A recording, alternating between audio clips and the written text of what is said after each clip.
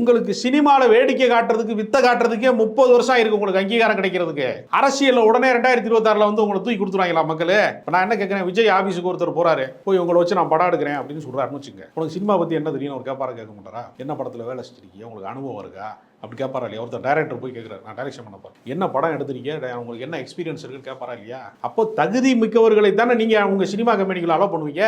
அப்போ நீங்க அரசியலுக்குள்ள வர்றீங்கன்னா உங்களுக்கு அரசியலுக்கான தகுதி என்ன இருக்கு?